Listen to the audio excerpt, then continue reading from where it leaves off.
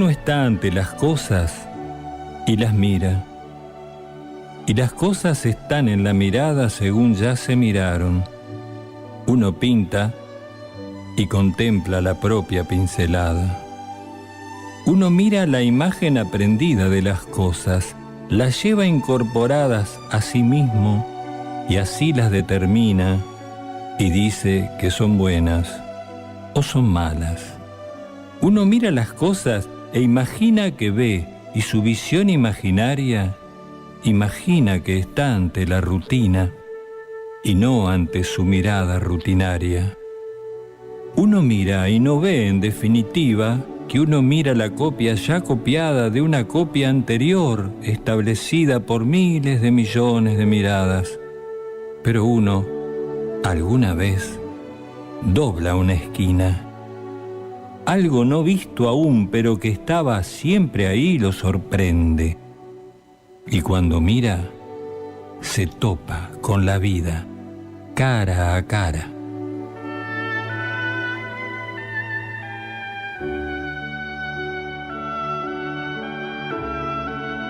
Emisión Crisálida. Héctor Martín Rotger, Rodolfo Marín y Eduardo Bailat presentan Cura de Palabra. Porque la palabra construye el mejor de los mundos posibles.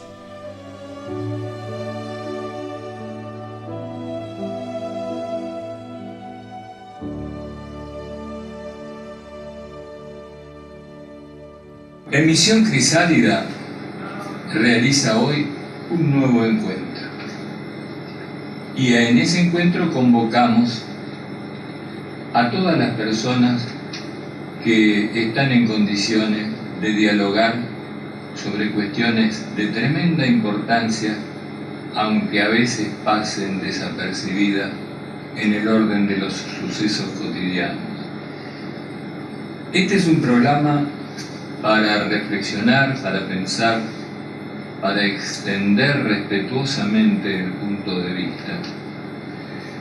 Y es un programa de encuentros, por ejemplo, de encuentros con autores, con palabras, que han tratado de encontrar el porqué de estar acá, en este mundo, en este momento, y acompañado por todos los que son, todos los que están y todos los que son.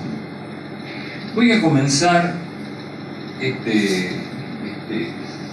emisión Crisálida de hoy hablando sobre un texto que pertenece a H.G. Hodgson y que se titula Wittgenstein y el Zen. Wittgenstein fue uno de los filósofos más interesantes del siglo XX. Y vamos a pasar a él directamente para ir configurando en nuestro proceso del pensar de quién se trata, a qué se refiere, de qué habla. Muy bien.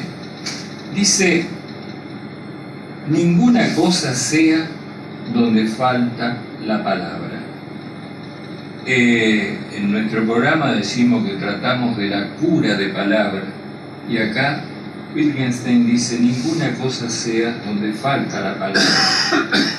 El uso que se hace del lenguaje no solo condiciona la experiencia del silencio y del vacío a la que todo discurso se topa, sino también las formas que asumen su atravesamiento. La práctica Zen puede ser vista como una de las formas que adopta la experiencia del vacío, y por medio de la cual éste alcanza su eficacia. En cambio, la sintaxis lógica propuesta por Wittgenstein en la vigencia de su primitiva teoría del lenguaje representa en este caso su evitamiento. La tautología será el nombre wittgensteiniano de este vacío y la sintaxis perfecta su tratamiento. El koan, en cambio, el koan, es el modo zen que adopta su tratamiento conceptual. Podría decirse la terapia orientada a curar el lenguaje de sus inconsistencias y liberar a la mente de su propio encierro. El koan no se resuelve, no se interpreta, se sale, entre comillas, se sale de él, como quien sale de una jaula y transpone finalmente su umbral. El koan se resuelve disolviéndose a sí mismo, tal como lo recoge el propio Wittgenstein en aquella sentencia. La solución del problema de la vida se nota en la desaparición de ese problema. La solución del problema de la vida se nota en la desaparición de ese problema. Y dice Wittgenstein esta frase: de aquello que no se puede hablar, es mejor callarse. De este modo, el silencio se colma de prestigio. El silencio de la palabra hace que la cosa hable, revelando con ello su encuentro imposible. Allí donde hay palabra, hay muerte de la cosa, y allí donde la cosa habla, la palabra desaparece tras el silencio que ella misma suscita. Nos introducimos aquí en la compleja cuestión del vacío y de los límites del lenguaje. ¿Cuál es la naturaleza de ese límite? ¿Acaso el límite nos remite aún más allá de él? ¿Cómo y cuándo opera? La relación entre el silencio y la palabra es de la misma naturaleza que la relación entre el vacío y el discurso. Ambos plantean al hablante la cuestión del límite mismo del lenguaje, a su alcance, su eficacia en la representación de la cosa. Cuando el vacío irrumpe en el lenguaje, lo hace bajo la forma de paradojas, contradicciones, tautologías, antinomias, etc., y según el espacio discursivo afectado por su irrupción. El vacío quiebra así la continuidad lógica del lenguaje, su hilo de encadenamientos, sus regularidades abstractas, demostrando claramente su naturaleza unidimensional, su estructura de superficie. El vacío es pues el límite mismo del lenguaje hecho acto. La paradoja, al igual que el koan, son los pliegues, las rugosidades, la torsión que se ejerce sobre la superficie de significación del lenguaje. El sujeto que enuncia un discurso está siempre descentrado con respecto al objeto y a la significación. Por ello, el lenguaje no es un centro, sino un descentramiento radical. De ahí que a la salida del koan, a la salida de las paradojas, cunda el silencio, el vacío, gracias al cual es posible alcanzar el centro, y que en la práctica zen recibe el nombre de vía de en medio. Pero esta vía no es una vía discursiva, no es una vía conceptual, sino lo que se continúa más allá de su frontera. Más allá del lenguaje, el silencio, y más allá de él, los opuestos se resuelven diluyéndose. Por ello, la práctica zen constituye la antípoda y el revés simétrico del cogito cartesiano. Así, el pienso, luego existo, se transforma en un no pienso, luego existo. En efecto, el no pensar, que en japonés se enuncia como mushin, compuesto por la partícula mu, nada, seguido de shin, corazón, intuición. El no pensar designa en este caso al no pensamiento. El no pensar es en verdad un koan, ya que nos remite a un no hacer, sino a la interrupción de los pensamientos, de su corriente a la suspensión del ego del que penden los significados, el sentido, los atributos de la cosa. El no pensar permite abarcar lo cósmico, macro y micro, y así percibir las múltiples existencias en su misma interdependencia recíproca. El ser individual siempre pequeño, pobre y vulgar, se suma al ser cósmico, al ser colectivo, donde residen todas las existencias.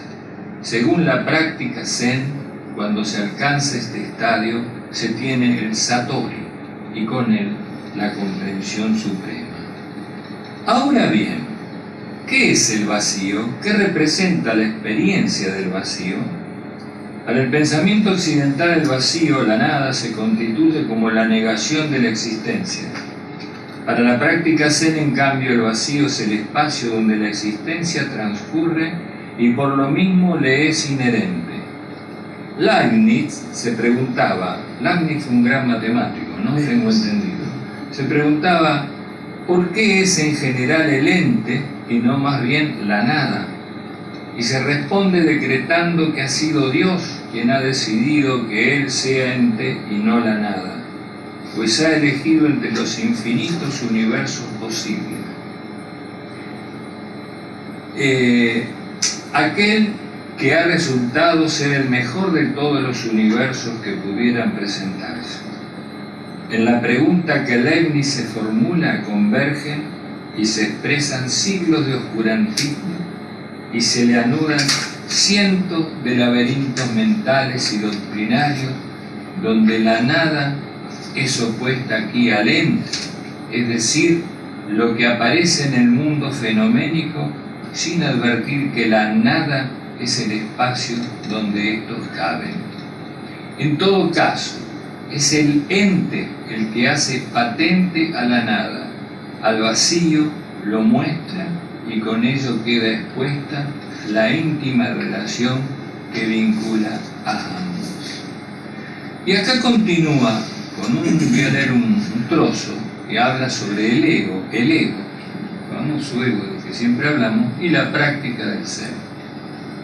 Dice, si bien no es posible deducir del budismo Zen ninguna psicología de base a partir de la cual pueda construirse una noción de ego, su función, sin embargo, juega un papel importante en la articulación de la experiencia. Hemos dicho anteriormente que la práctica Zen no es una praxis en el sentido de una acción deducida de un modelo teórico articulador, sino un continuum experiencial opuesto así a toda racionalidad. El ego para el budismo Zen es el resultado de los atravesamientos sociales, un influjo ejercido por la comunidad, podría decirse un instrumento de domesticación social. De este modo, su fuente y origen revelan su carácter ilusorio y su primacía constituye un verdadero obstáculo para alcanzar la comprensión suprema. Nótese que tanto Freud como Lacan han llamado la atención sobre la naturaleza imaginaria del yo o el ego y destacado la función articuladora que cumplen los distintos mecanismos identificatorios de los cuales es su sede. El descentramiento del yo, que se produce a partir del descubrimiento freudiano, ya operaba en las tradiciones Zen. Algunos cuantos siglos antes que el mismo Freud y luego Lacan pusieran de manifiesto su naturaleza imaginaria y el importante papel que cumplen todas las maniobras de resistencia y oposición frente a la emergencia del inconsciente y que pueda menoscabar su reinado. Puede decirse que la civilización occidental se caracteriza por la primacía otorgada al yo, mientras que el budismo Zen se ha caracterizado por su desconfianza y escepticismo con respecto al valor concedido a sus atributos. En efecto, la supremacía del ego termina transformándose luego en una tiranía en cuyo derrocamiento el psicoanálisis ha hecho converger gran parte de su técnica y doctrina. Wittgenstein, por su parte, ha puesto de manifiesto el carácter ilusorio del yo a partir de advertir la discontinuidad entre el yo como función gramatical y el yo como una función psicológica. La función gramatical designa un yo como un lugar lógico, vacío, sobre el cual se vierte luego un sujeto psicológico. Dirá en investigaciones filosóficas, uno de los modos de representación más equívocos de nuestro lenguaje es el uso de la palabra yo, especialmente allí donde representa a la vez la vivencia inmediata, como en yo veo una mancha roja. Bueno, continúa, es bastante largo. Y a mí me gustaría continuar esta emisión crisálida con un tema musical que a mí me parece que cumple bastante de las cosas que dice acá Wittgenstein, porque a través de la audición de este tema llegamos a comprobar lo que es un descentramiento. O sea, la música está comunicando algo que va, para mí, ¿no?, bastante más allá de la música. Y es un dúo, Bobby McFerrin y María Suárez. Es un norteamericano y una portuguesa que se dedican a emitir sonidos con una destreza rítmica alucinante, esa sería la palabra, alucinante. Es asistir a un tipo de música y de interpretación musical realmente fuera de género, por lo menos de lo que estamos acostumbrados. Bueno, dos voces que realmente pienso que están haciendo un trabajo que tiene que ver con esto que dijimos de Wittgenstein. Así que después de la música hablamos un ratito y pasamos a otro tema. Could the first Miss Rodriguez come out, please? That would be great. Could the first Miss Rodriguez come out, please? That'd be great. Whoever you are, come on, come on, come on, come on. Whoever you are, come on, come on, come on, come on, come on. Whoever you are, come on, come on, come on, come on. Whoever you are, come on, come on, come on, come on. Hey.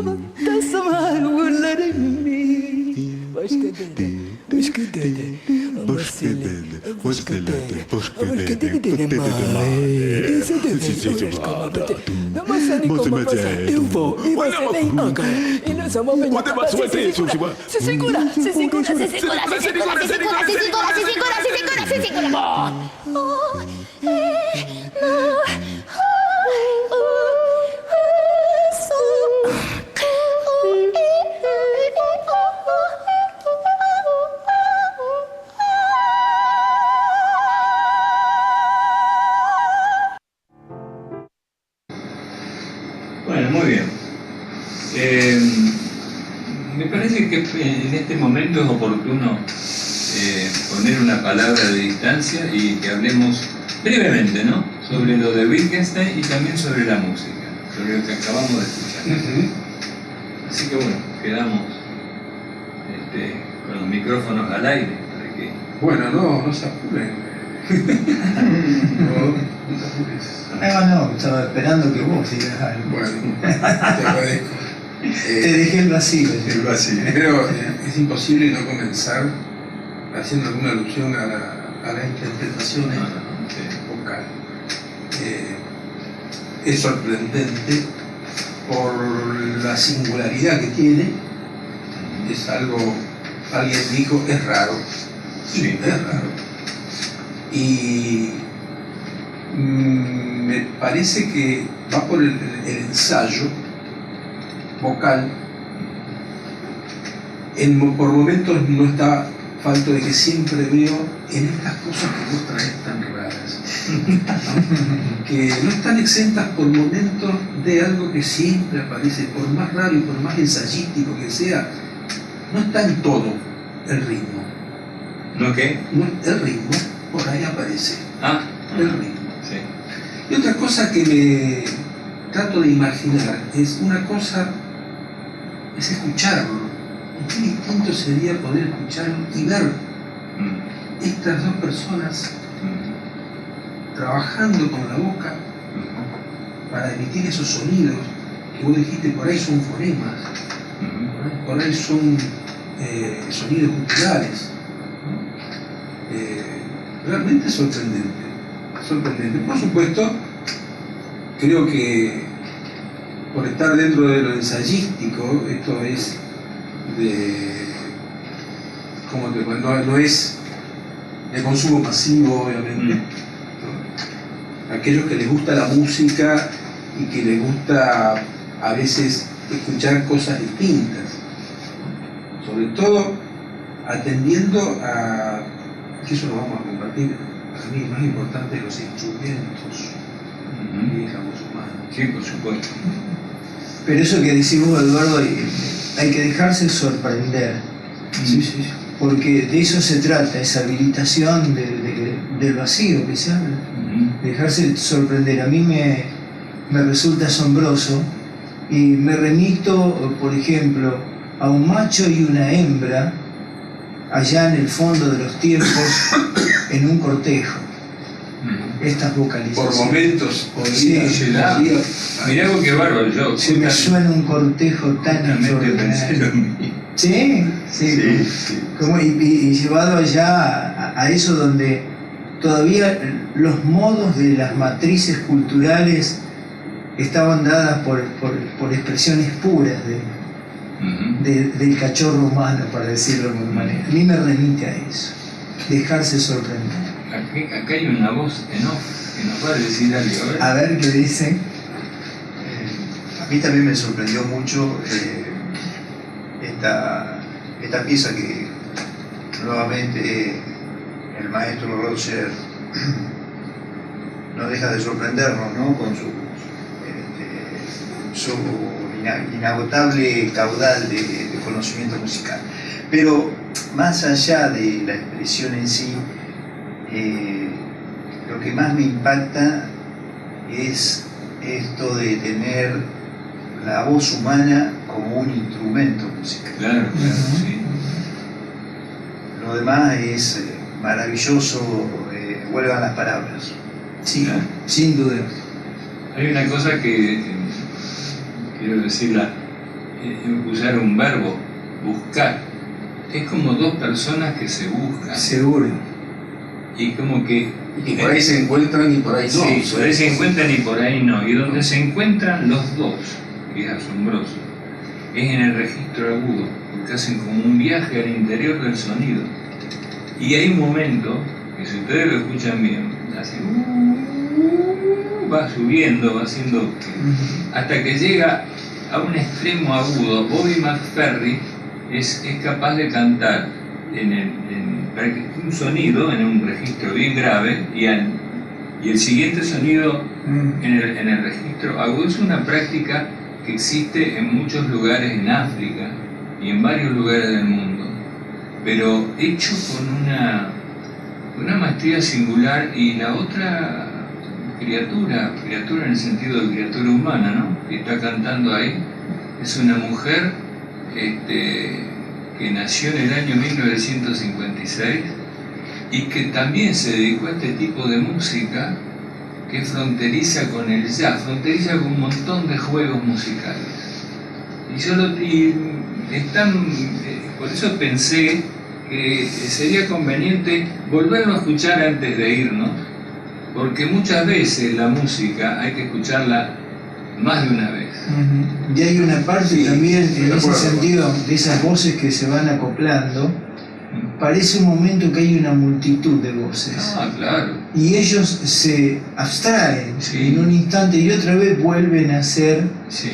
esa búsqueda que Yo decimos. supongo que no debe haber ahí pistas de regrabación sobre grabación, ¿no? No, Al mismo tiempo son dos voces. Son dos, no, claro. Son Sí, dos sí. voces. Es posible que técnicamente se pueda hacer, pero No, a mí me parece No, que no. se notaría. Yo recuerdo grabaciones de No. Sally Ostiel, su esposo, Ujú. donde ella sola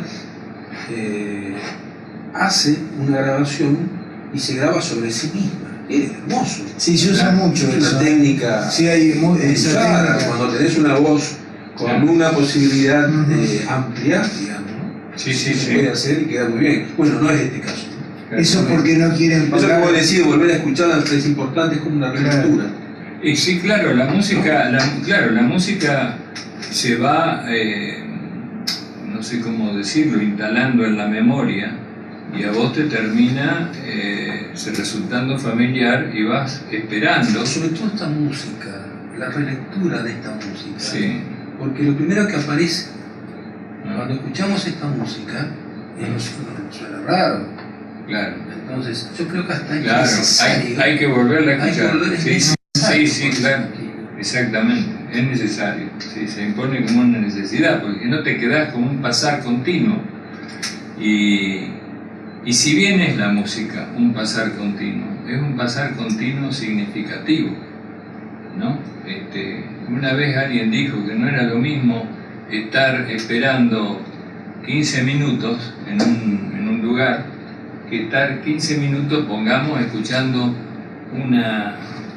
una sinfonía de Beethoven. Y la diferencia es que se cualifica el tiempo, no es el mismo tiempo. No es el mismo tiempo el estar en una esquina fumándose un pucho o como sea, a ese mismo tiempo empleado en escuchar no solamente música, sino una reflexión interesante, un pensamiento más o menos agudo, etc. Bueno, Eduardo, ha llegado tu turno. La lectura anterior a la música, Ajá, ¿no? sí. Vos te referís a eso. No, que ha llegado tu turno con lo que trajiste, que Y la promete ser- lectura anterior no lo vamos a decir. Y nada, también, no, cómo no, sí, por supuesto. no debería de pasar, no decir nada. Y hay gente que quiere decirlo. Y yo diría, De la bueno, lectura de yo diría del algo, Zen. el hecho del vacío, alguna vez, esto tiene que ver mucho con el arte. Hay un punto que tiene que ver con la manifestación del arte del hombre en letargo, en vacío, hasta podríamos decir en aburrimiento. Una vez le preguntaron a Negro Fontana Rosa, Negro dice, ¿por qué Rosario tiene tantos artistas? Y los nombraron, cantantes, pintores, la trova fue muy importante. Y le hace una contestación que yo a esto nada más me voy a remitir de lo que leyó Héctor. Le dice al Negro, dice, lo que pasa que en Rosario no hay nada que hacer, dice. Y me da ese producto de sensación. Bueno, está bien. Que ese vacío, sería como la posibilidad de imaginarnos el ocio en ese territorio. Claro. En ese territorio. Yo lo vería por un lado haciendo una analogía entre el Zen, cuando habla de ese vacío, ese no pensar, y su relación con el Tao. El Tao Te Ching, que habla, Sí. centra un poco la filosofía en el vacío, Sí, la nada, totalmente. en el no ser. Y quisiera descartar dos aspectos que pueden ser antagónicos, digamos. Por un lado, eso fue una idea que a mí personalmente siempre me atrajo. Me atrajo así como una especie de camino de realización mística, un camino de realización espiritual, el tema de despojarse de la carga de la personalidad propia, del propio egoísmo, del materialismo, de las superficialidades. En ese sentido, me parece extraordinario y un gran valor que sería muy bueno de incorporar en la cultura occidental también. Y paradójicamente, también esto es algo que me inquietó, ¿no es cierto?, más adelante en mi vida, más últimamente. El mal uso tal vez que se le pueda dar al tema de el no ser, el no pensar, en cuanto a que en manos de hábiles manipuladores, sobre todo espirituales o pseudo espirituales, puede llevar a justamente narcotizar. Exactamente, a esclavizar mentes, Está muy bien. a digamos, algo que se llama blanqueo mental o lavado de cerebro.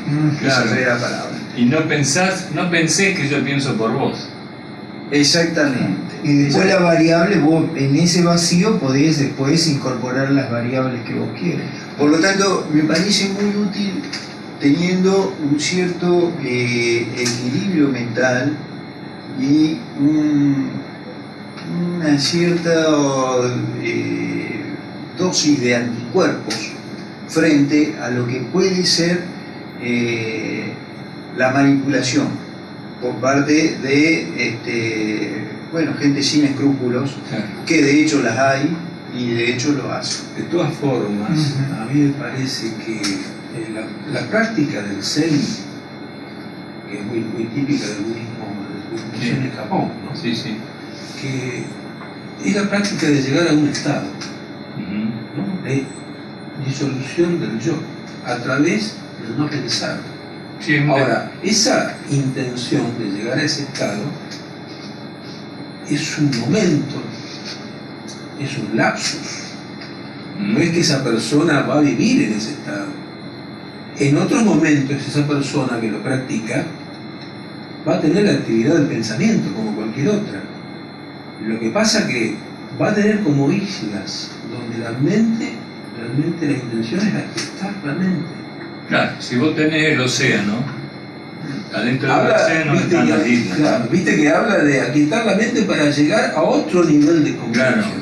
Digamos que vos decís que es un entrar y un salir consciente. Es lo que pasa que Claro, llega claro. un momento que esa práctica del Zen te genera un estado mental, te debe generar un estado de quietud mental que te hace mucho más fácil después la posibilidad de aceptar cosas complejas, vértelas con situaciones difíciles, pasar momentos complicados, interpretar situaciones distintas.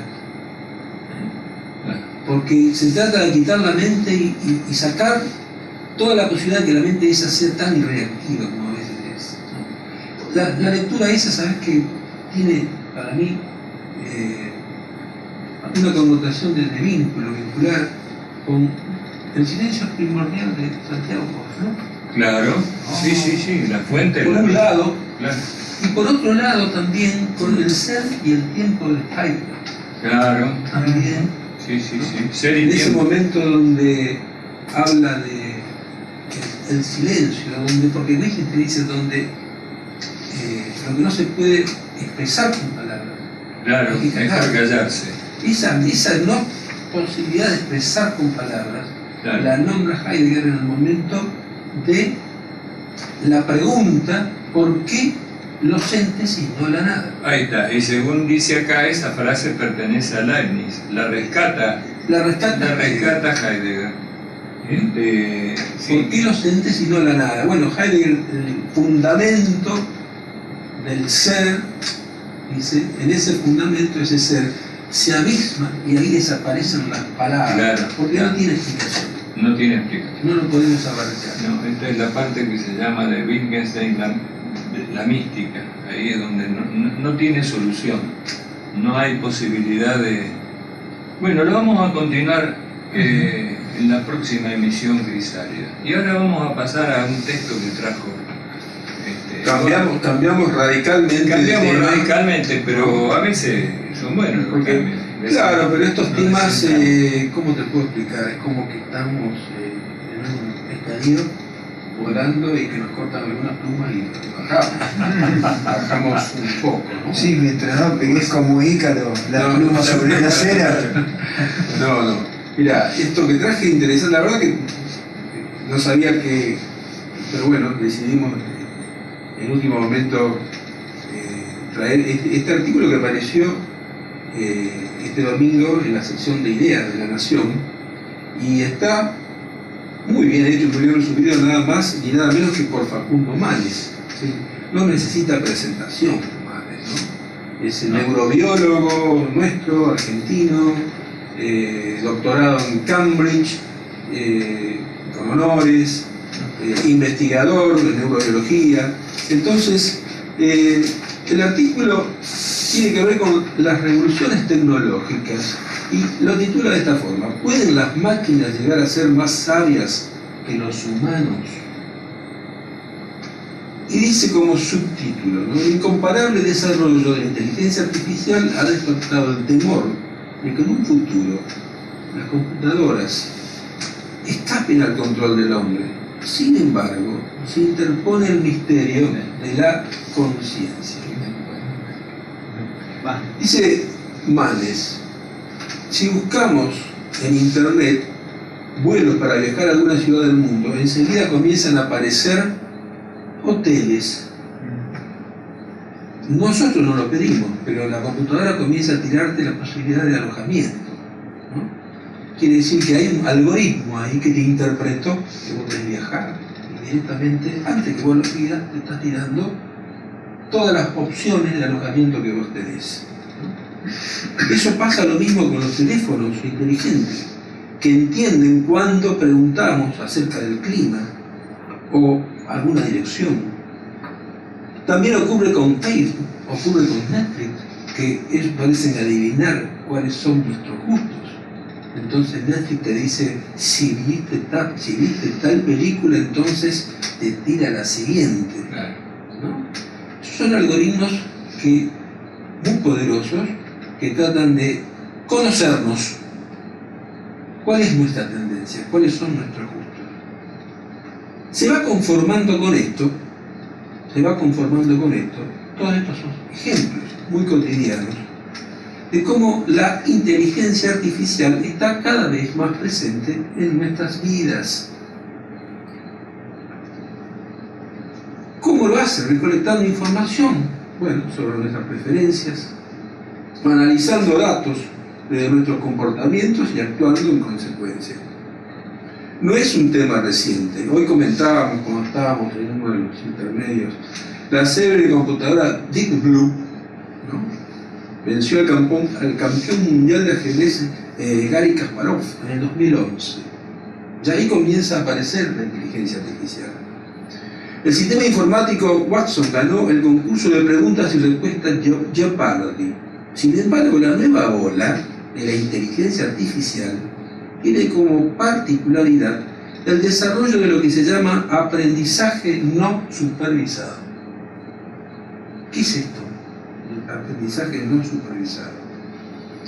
Existen, existen realmente algoritmos que ya se van diferenciando de los primeros algoritmos. Estos tienen la capacidad de procesar inmensas cantidades de información, bibliotecas enteras de texto, lo que se llama los big data. En ese procesamiento, lo que hacen estos algoritmos es encontrar patrones comunes en esa marea de datos y, por ejemplo, brindar respuestas o clasificar esa información en entidades con características comunes. Estos algoritmos, sin embargo, siguen dependiendo de una integración humana que interprete su respuesta o forma de clasificar la información para evaluar si esa información es adecuada o no. El aprendizaje no supervisado se puede combinar, eso es lo que se está haciendo ahora, con otros algoritmos que son de aprendizaje supervisado, en el cual a un algoritmo se le proveen ejemplos de la información que tiene que procesar y cómo hacerlo. Esa combinación permite generar respuestas novedosas, como fue por caso lo sucedido con lo que decía nuestro compañero hoy, lo sucedido con AlphaGo, un programa de computación, un programa de computadora que en 2016 le ganó al campeón mundial de Go, el sofisticado juego de estrategia del este de Asia, gracias a poseer un entrenamiento en jugadas históricas y combinarla con el aprendizaje de nuevos movimientos en forma no supervisada. Es decir, el algoritmo tiene la capacidad de, mientras juega, aprender. Ir aprendiendo. Lo que decía nuestro compañero, que a medida que va aprendiendo, va jugando mejor, hasta que llega un momento en que juega mejor que esta persona y terminó ganando el juego, ¿no? Claro. Antes, este estado de situación, para muchos, señalaba el potencial peligro de que las máquinas devengan más inteligentes que los humanos. Una aproximación teórica a este problema sostiene que si se creara una máquina ultra inteligente que sobrepasara nuestras capacidades, pero se produciría una suerte de fenómeno de superación exponencial. La máquina sería capaz de autoperfeccionarse y crear esa máquina, a su vez, otra máquina más inteligente que ella misma. Y así sucesivamente, esta otra más inteligente que la anterior. Lo que generaría cambios drásticos para la civilización imposible de predecir y controlar.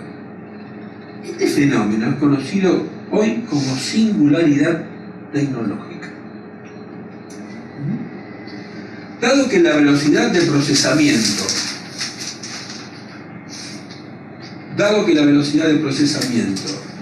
de las computadoras se duplica cada 2 años, algunos argumentan que esta explosión sucedería a un ritmo tan vertiginoso que los humanos podríamos quedar desfasados en las próximas décadas. Entonces vienen las preguntas. ¿Podría ocurrir algo así? ¿Se fabricará una mente similar o superior a la nuestra? ¿Es comparable la inteligencia artificial con inteligencia humana? ¿O la inteligencia artificial es y seguirá siendo una herramienta que permita potenciar nuestras capacidades naturales y aprendidas? Digamos en principio que la inteligencia humana es una capacidad sumamente compleja, aún no bien definida y entendida, que involucra diversas habilidades motoras, emocionales, sociales y cognitivas, entre otras. Las máquinas son más eficaces que la mente humana en algunas áreas específicas. Por ejemplo, Internet lo recuerda o lo contiene todo, como la célebre biblioteca de Babel, de Borges. Y una simple calculadora científica buena, una simple calculadora, nos aventaja enormemente en velocidad en la realización de cálculos complejos, cálculos matemáticos complejos. Sin embargo, no debemos dejarnos engañar. Más allá de estas y muchas otras particularidades, la inteligencia artificial es limitada en su capacidad de integración y en la toma de decisiones, en el sentido en lo que lo hacemos los humanos. Nosotros podemos tomar decisiones y podemos tener la capacidad de integrar en nuestra mente. Más aún, la computadora más poderosa no es ni remotamente comparable a un ser humano en cualidades como la intuición, la perspicacia y el ingenio, y menos en su empatía, creatividad, capacidad de sentir y de tener expresiones morales, cualidades que han sido desarrolladas durante millones de años de evolución. Las computadoras, además, carecen de conciencia y autodeterminación, tienen creencias, deseos ni motivaciones. Para construir una máquina consciente, deberíamos poder reproducir cada uno de los componentes esenciales que dan lugar a la conciencia. Y acá está el quiebre, claro, el nudo gordiano. El nudo gordiano. ¿Cómo la tecnología del futuro podría emular la conciencia humana? Ahí está el problema.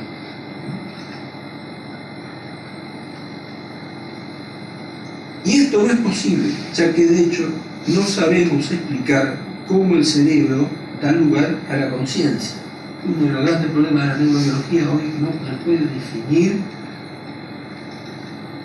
qué es la conciencia. ¿Qué es la conciencia? ¿Cómo se articula Claro. la posibilidad de la conciencia? Otro aspecto fundamental concierne al rol de las emociones y el cuerpo en el procesamiento cognitivo. La visión de la mente humana como un mero procesador de información ya ha sido rebatida por la ciencia. Hoy sabemos que los circuitos neuronales que subyacen a la cognición y la emoción son interdependientes e interactúan en el funcionamiento de los procesos más básicos, como la percepción temprana, y los más complejos, como la toma de decisiones, el razonamiento y la conducta moral y social. Además, el aprendizaje humano y nuestras vivencias emocionales no se basan únicamente en el hardware de nuestro cerebro. También precisamos la experiencia como un entorno físico a través de nuestro propio cuerpo. Los hallazgos neurocientíficos cuestionan cada vez más el dualismo cartesiano, y siempre lo hemos dicho más en el programa, Sí. a pesar del legado que nos dejó Descartes. Claro. Siempre tenemos la posibilidad de hacer una pequeña crítica hacia el dualismo cartesiano, Sí. que establece una separación tajante Claro. entre mente y cuerpo, o alma y cuerpo, según cómo se configuraban. Sí, a partir de Las eso ideas cartesianas. tiene la dualidad tajante Claro. absoluta. En consecuencia, la idea de una mente virtual almacenada fuera del cuerpo es altamente endeble. Hoy es la integración. Interacción. A pesar de que la inteligencia artificial y la humana están lejos de ser comparables, y que el surgimiento de una especie de ente artificial consciente y autónomo en las próximas décadas parece más propio de la ciencia ficción, sí debemos reconocer que estamos entrando en una nueva era en la interacción entre la tecnología y nuestras capacidades humanas. Un ejemplo, la interfaz cerebro-máquina. Eso ya está. A través de estas tecnologías, personas inmovilizadas pueden accionar mecanismos robóticos a partir del registro de su actividad cerebral. Eduardo, Aunque todavía queda mucho por camino, sí, aunque todavía Queda queda mucho. mucho por camino, justamente la propuesta mía es escuchar algo de música. escuchar algo de Y música después y eso, terminamos. no, y eso lo continuamos en Bueno, el de programa. acuerdo. El programa sigue. Después vamos a ver China cómo está con el tema. cómo está con esto, porque más que interesante, me parece que Hay mucho para hablar. hay mucho para hablar y no se puede agotar para nada en una sola emisión. Estamos agazapados. No, por eso. O sea, vamos a pasar un tipo de música también totalmente distinto al escuchado hoy, ¿no? En este caso es el gran violonchelista Yo-Yo Ma tocando El Cisne, que es una obra de Camille Saint-Saëns. El Cisne pertenece a una suite que se llama El Carnaval de los Animales. Y lo vamos a escuchar un poco mientras nos dejamos llevar por este tema de dónde estará nuestra inteligencia. Artificial no. Se hace por lo menos Nuestra conciencia, que es peor. nuestra todavía. conciencia. Pero es muy, muy interesante este tema. Así que bueno, vamos a escuchar un poco de música. O todavía no escuchamos y continuamos preparando el terreno.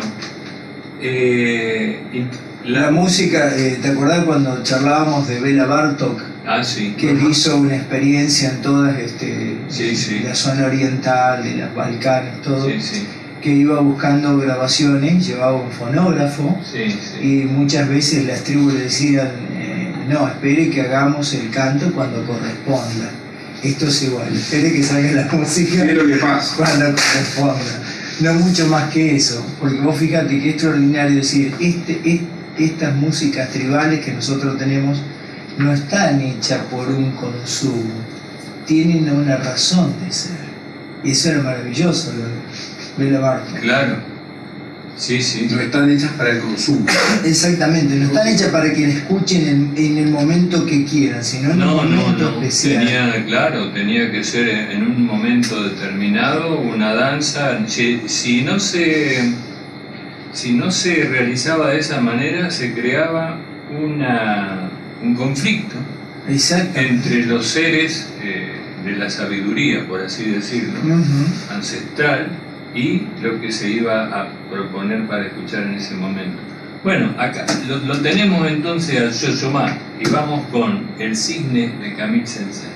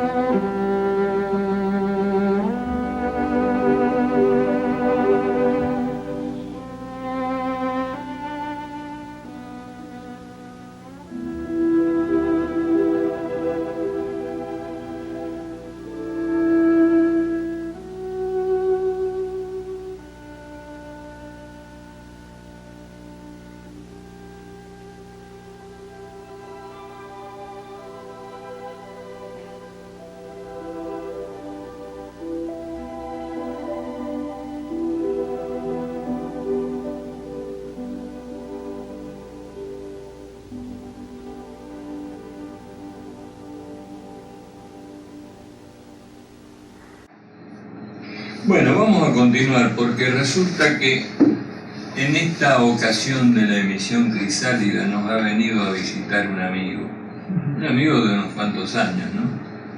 Que se llama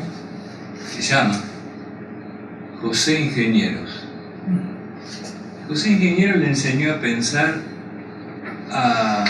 no digo a varias generaciones, pero sí por lo menos a más de una generación. Por la agudeza de su pensamiento en una época donde se estaba precisamente puliendo todas las nociones de ingenieros, ¿no? Paradójicamente no se pensaba más que ahora. ¿Cómo? Se pensaba un poco más que ahora. Y posiblemente sí, por lo menos se le daba al pensamiento una categoría, y más tratándose de este caso. Decir José Ingeniero es decir el hombre mediocre. Todo un hallazgo de pensamiento y del enfoque de lo que es el hombre mediocre, cómo lo enfoca, cómo lo determina, cómo lo describe, como para que uno piense en la dimensión, ¿no? Este capítulo se llama La vulgaridad y dice lo que sigue. La vulgaridad es el aguafuerte de la mediocridad. En la ostentación de lo mediocre reside la psicología de lo vulgar. Basta insistir en los rasgos suaves de la acuarela para tener el aguafuerte. Diríase que es una reviviscencia de antiguos atavismos. Los hombres se vulgarizan cuando reaparece en su carácter lo que fue mediocridad en las generaciones ancestrales. Los vulgares son mediocres de razas primitivas. Habrían sido perfectamente adaptados en sociedades salvajes, pero carecen de la domesticación que los confundiría con sus contemporáneos. Si conserva una dócil aclimatación en su rebaño, el mediocre puede ser rutinario, honesto y manso, sin ser decididamente vulgar. La vulgaridad es una acentuación de los estigmas comunes a todo ser gregario. Solo florece cuando las sociedades se desequilibran en desfavor del idealismo. Es el renunciamiento al pudor de lo innoble. Ningún ajetreo original la conmueve. Desdeña el verbo altivo y los romanticismos comprometedores. Su mueca es fofa, su palabra muda, su mirar opaco. Ignora el perfume de la flor, la inquietud de las estrellas, la gracia de la sonrisa, el rumor de la sal. Es la inviolable trinchera opuesta al florecimiento del ingenio y del buen gusto.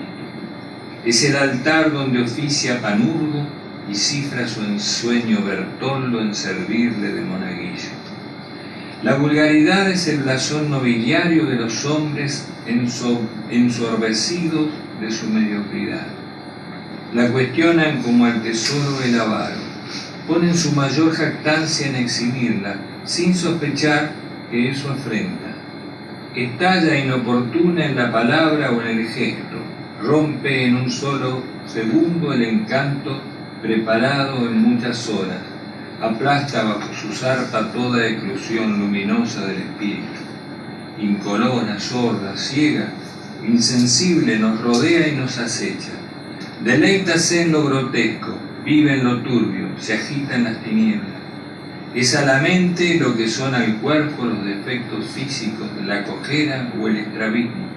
Es incapacidad de pensar y de amar, incomprensión de lo bello, desperdicio de la vida, toda la sordidez. La conducta en sí misma no es distinguida ni vulgar. La intención ennoblece los actos, los eleva, los idealiza. Y en otros casos determina su vulgaridad. Ciertos gestos que en circunstancias ordinarias serían sórdidos pueden resultar poéticos, épicos. Cuando Cambrón, invitado por el enemigo a rendirse, responde su palabra memorable, se eleva a un escenario homérico y es sublime. Los hombres vulgares querrían pedir a Circe los brebajes con que transformó en cerdos a los compañeros de Ulises, para recetárselos a todos los que poseen un ideal. Los hay en todas partes, y siempre que ocurre un recrudecimiento de la mediocridad, entre la púrpura lo mismo que entre la escoria, en la avenida y en el suburbio, en los parlamentos y en las cárceles, en las universidades y en los pesebres. En ciertos momentos osan llamar ideales a sus apetitos, como si la urgencia de las satisfacciones inmediatas pudieran confundirse con el afán de perfección infinita. Los apetitos se hartan, los ideales nunca.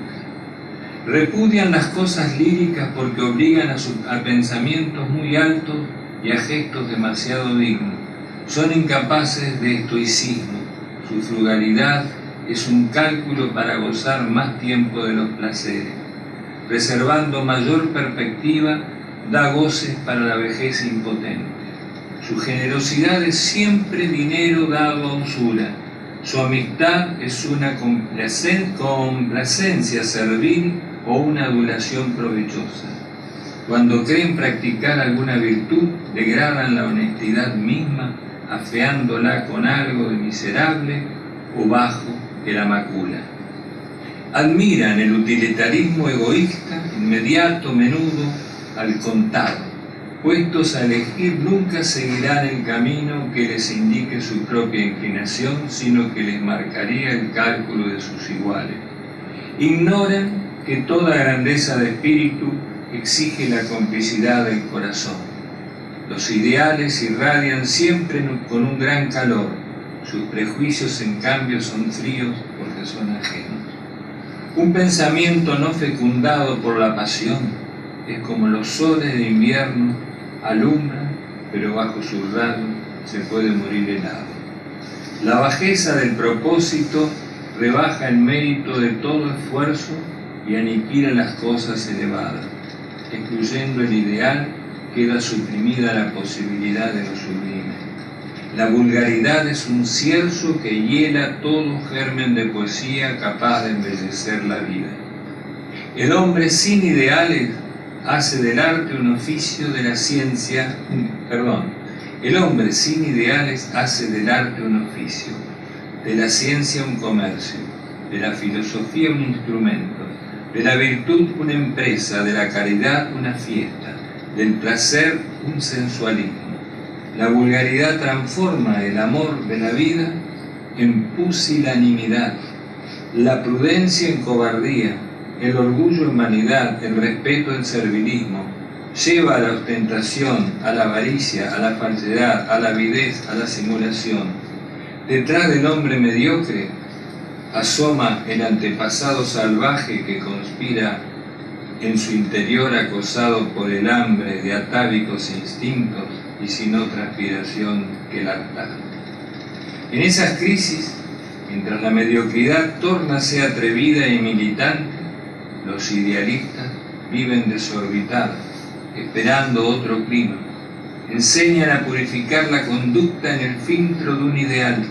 Imponen su respeto a los que no pueden concebirlo. En el culto de los genios, de los santos y de los héroes tienen su arma. Despertándolo, señalando ejemplos a las inteligencias y a los corazones, puede amenguarse la omnipotencia de la vulgaridad, porque en toda la larva sueña acaso una mariposa. Los hombres que vivieron en perpetuo florecimiento de virtud revelan con su ejemplo que la vida puede ser intensa y conservarse digna, dirigirse a la cumbre sin encharcarse en los adales tortuosos, encresparse de pasión tempestuosamente como el océano sin que la vulgaridad enturbie las aguas cristalinas de la ola, sin que el rutilar de sus fuentes sea opacado por el limbo. En la meditación de viaje, oyendo silbar el viento entre las jarcias, la humanidad nos pareció como un velero que cruza el tiempo, infinito, ignorando su punto de partida y su destino remoto. Sin velas sería estéril la pujanza del viento. Sin viento, de nada servirían las lonas más amplias. La mediocridad es el complejo velamen de las sociedades, las resistencias que éstas oponen al viento para utilizar su pujanza. La energía que infla las velas y arrastra el buque entero y lo conduce y lo orienta son los idealistas, siempre resistidos por aquella. Así, resistiéndolos como las velas al viento, los rutinarios aprovechan el empuje de los creadores. El progreso humano es la resultante de ese contraste perfecto entre las masas inertes y energías propulsoras.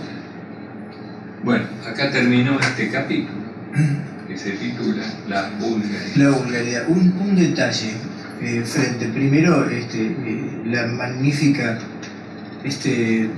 manera de decir de José Ingenieros. Tuvo mucha recepción en los jóvenes José Ingenieros. Sí. Lo comparan en algún punto, en algunos términos de hablar de virtudes y defectos, con Ernesto Sábato, que trabajó también mucho esto con los jóvenes. Y hay un triángulo que no es muy virtuoso de los vulgares, y más en estos tiempos. Uno es no ver los gestos de los que necesitan, por ejemplo, que alguien se acerque y construir al otro desde uno mismo. El otro son inoportunos. El vulgar es inoportuno. Y el tercer punto de este ángulo, yo diría que está dado por la vulgaridad, por el prejuicio. Las personas que no son vulgares toman la distancia necesaria del objeto que va a observar, de la percepción. Hay un viejo cuento de Eduardo Galeán, que él era hachero, este hombre, y había perdido el hacha. Y lo miró al vecino y dijo, sí, dice, tiene cara de ladrón. Él fue el que me robó los gestos, las miradas. Y no tomó la distancia necesaria. Al poco tiempo, este hombre encontró el hacha. No se la había robado al vecino. Vuelve a salir y lo ve al vecino. Sí, la verdad que no tenía la mirada de ladrón. Y ese es uno de los efectos de la vulgaridad. Y estamos rodeados de personas vulgares. Rodeados de personas vulgares. De no observar aquello de lo lírico, lo sutil, el gesto, la mirada, el hecho maravilloso de encontrarnos, como dice Giorgio Agamben, que saber que a pesar de que hace millones de años que muchas estrellas que han muerto todavía nos siguen brillando, la vulgaridad las mata y no miran el brillo que todavía recibimos de los demás.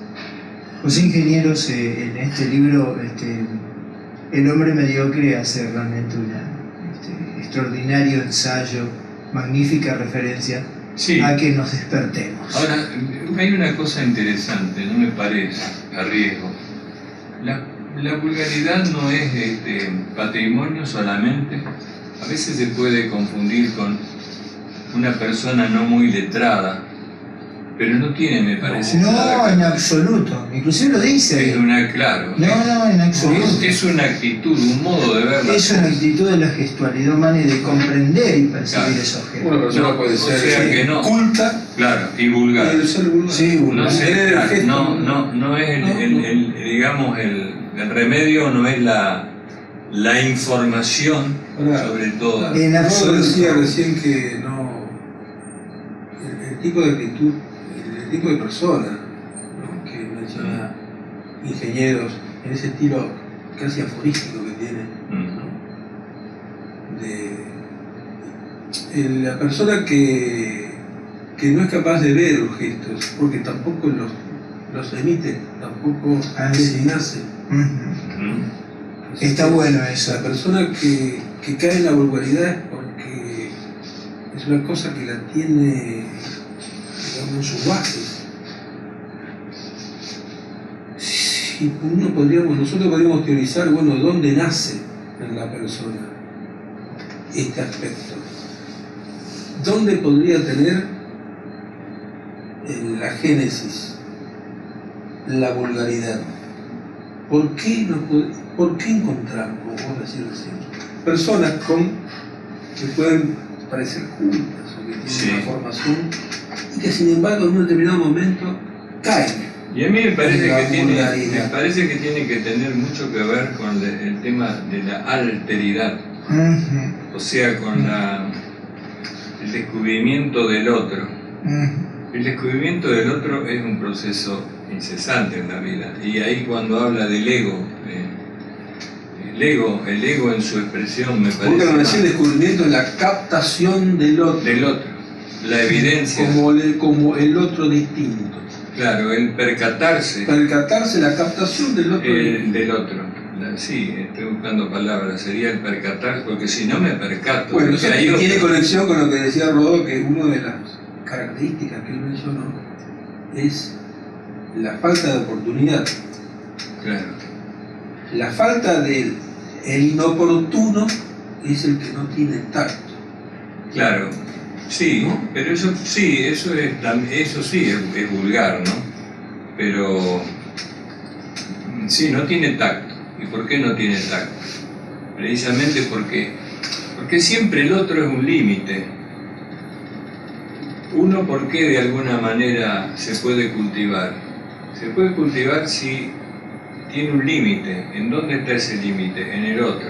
Ujú. Y El tacto de una persona representa de alguna forma la posibilidad de visualizar el propio límite claro, en aras de captar al otro, captar la presencia. captar la presencia del otro. Claro, ese captar la presencia no es un captar visual, ni auditivo, ni táctil, ni nada así, porque es una captación interior. Claro, un sensitivo Profunda. interiores. Los sentidos por supuesto que te ayudan, pero no son los que determinan, me Ujú. parece a mí.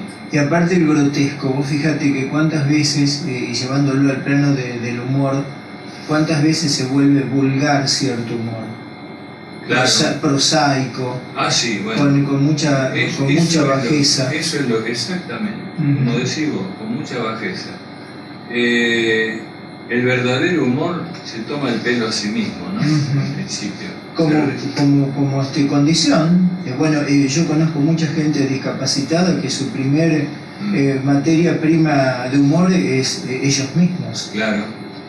Porque, Sin entrar en grotesco. porque se descubre la limitación. Ujú. ¿Cuál sería un ejemplo de humor no vulgar? Y Bueno. por ejemplo, Verdaguer, Verdaguer. Lelutier. Luthier. Luthier, extraordinario. Sí, realmente. Bueno, Sí. otro que Que le tenía, escapa la vulgaridad. alguien que tenía buen sentido del humor, así irónico, era Winston Churchill. Ah, muy Sí, la ironía. La ironía. La ironía. Claro. Una vez en el Parlamento, él estaba ahí con los conservadores, y creo que era una mujer legisladora. En un momento, bueno, exaltada por lo que decía Winston Churchill, le dijo: si yo fuese su marido, ya le hubiera envenenado la comida. Y él le contestó: y si yo fuese su esposo, la comería con mucho gusto. Sí, Sí. ese son detalles. Bueno, por eso quedan esas frases célebres de tener esa sutileza. Yo creo que la fineza no está dada, como decía Héctor, que estés más o menos informado, que estés cultivado, sino es esa interpretación del otro que lleva a que te encontres. Claro. Y hoy estamos en un plano de vulgaridad y total desencuentro. Y la vulgaridad se convierte también, por todo lo que estamos diciendo, en Ujú. una cuestión muy grave, que es la insensibilidad. La naturalización Claro. del individuo Y como tal. mucha susceptibilidad Ujú. y poquísima sensibilidad. La susceptibilidad es la sensibilidad aplicada a mí. A mí me joroba, a mí me molesta. Exacerbación de la reacción. Claro, y entonces soy susceptible. Y mucha gente dice, soy tan sensible, y no. A veces, cuando uno dice soy tan sensible, lo que está diciendo soy muy susceptible. Claro. Porque si no, no hablaría de esto. Está muy bien eso. Y vos sabés, Héctor, que hablando de lo que vos decís, hasta yo te diría algo más. Los vulgares se juntan. Hay grupos vulgares. Bueno, claro. Hay vulgaridades que están en comunidades cerradas, Claro. que se preparan para ser aún más vulgares. Y es lo que vemos. Como pasa que... Y ahí comienza la violencia, ¿eh? Sí, Claro, porque Es un germen de el violencia. vulgar se junta, se masifica y se produce una masa crítica ahí complicada. Ujú. Bueno, muchachos, lamento mucho que estamos hablando, pero Bueno, Vulgarmente lo he hecho. en la próxima edición Crisálida. vamos a continuar con la inteligencia artificial. Sí, cómo no. Vamos a dar un remate y vamos a atender quién está en la vanguardia de este tema. Vamos a tratar de ver qué país Sí, sí. tiende a estar en la En vanguardia. la de vanguardia, la sí, inteligencia cómo no. ¿Cuál es la lucha? Para que empecemos a temblar, decís vos. No, simplemente esto es mala información. ¿Dónde está la salida, señor? Esta es la salida. Me quedo más con la lectura de Wittgenstein, pero bueno, No, está bien, muy bien. Bueno, sí, con Wittgenstein vamos a continuar también, ¿no? Si no continuamos la próxima, continuemos en algún momento. Y como estamos urgidos de tiempo, porque hemos estado hablando bastante, vamos a postergar la audición de la polonesa militar de Chopin para otra emisión crisálida, y en este momento vamos a repetir la que hicieron, el tema que hicieron Bobby McFerrin y María Suárez, que lo vamos a traer de nuevo a este programa. Van a venir, por supuesto, con toda amabilidad, y lo vamos a poder disfrutar. Mientras tanto, bueno, de este modo yo ya me estoy despidiendo y espero que lo hagan ustedes también, así que saludo. nosotros te acompañamos en esta momentánea despedida. Exactamente, hacemos estos, como diría Harari, estos inocentes cachorros humanos, nos retiramos. Que es solo por ahora. Que es solo por ahora, inocente. Bueno, muy bien. Nos saludamos en una cuestión atemporal donde no es ni mañana, ni tarde, ni noche, pero prevalece sobre todo la palabra encuentro. Could the first mystery guest come out, please? That would be great. Could the first mystery guest come out, please? That'd be great. Whoever you are, come on, come on, come on, come on. Whoever you are, come on, come on, come on, come on, come on. Whoever you are, come on, come on, come on, come on. Whoever you are, come on, come on, come on, come on. Hey!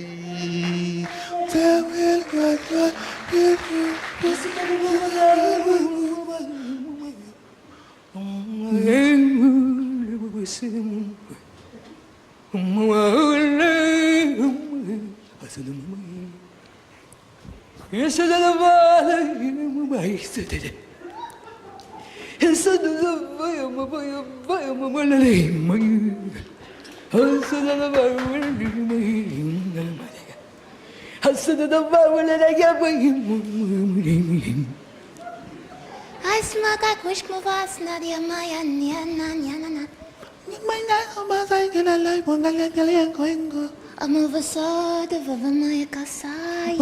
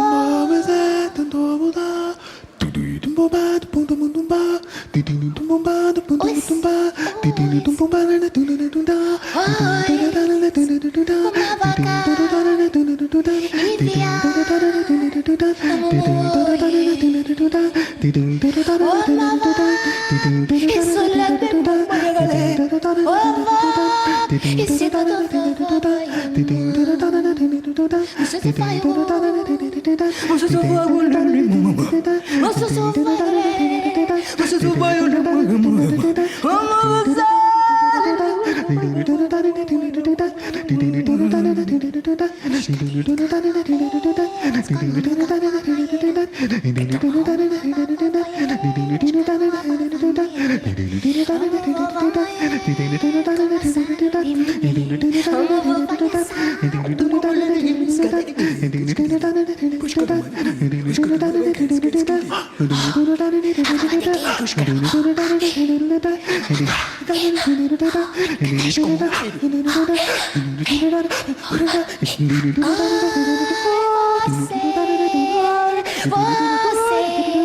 mamãe, mais você.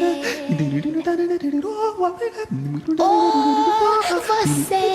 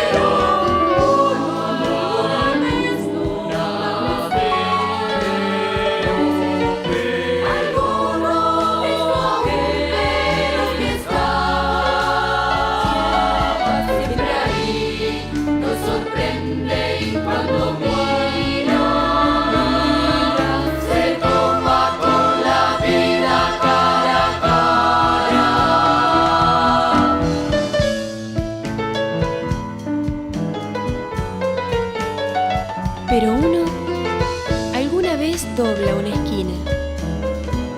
Algo no visto aún.